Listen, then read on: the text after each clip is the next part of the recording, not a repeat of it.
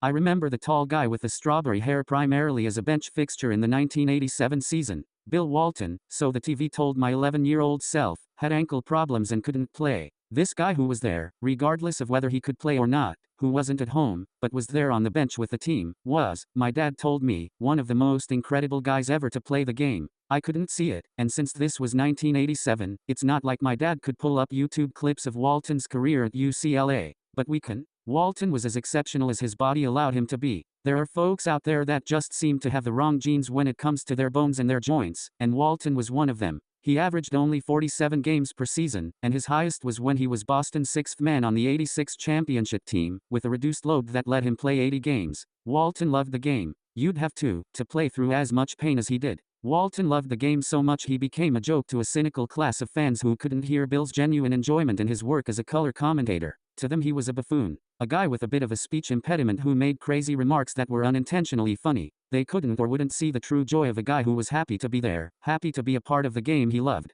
A game that didn't love him back, at least not where his body was concerned. The pain Walton got from the game he loved was on a whole other level. It made him suicidal for a time. Photo by Mike Laurie, Getty Images. Yet the joy that was apparent whenever we heard Bill Walton on a broadcast wasn't a mask. It wasn't faked. It was genuine joy from a man who was in genuine pain, and that says more about Bill Walton as a person than anything he ever did on court. Walton could criticize plays and players, but nobody remembers that because everybody does that. People remember Walton's broadcasts because of how positive he was. He had generous and genuine things to say about almost everyone. If someone tells you this is the best cup of coffee I've ever had in a certain tone of voice, you assume that it's just a pleasant comment. If they say it in another tone of voice, you assume that it's a joke. But if Bill Walton told you that, he meant it. He'd mean it even if he had just said it about the last cup of coffee he had, too. That sincere enjoyment of life feels out of place today, and it was completely incomprehensible to the stubbornly jaded among us. Did Bill compare Nikola Jokic to Gandhi and Mandela? Yes, he did, but the comparison makes sense. He wasn't trying to exaggerate the accomplishments of one or diminish that of the other. He wanted to make a point about Jokic being able to see what he wants on the court and then do it.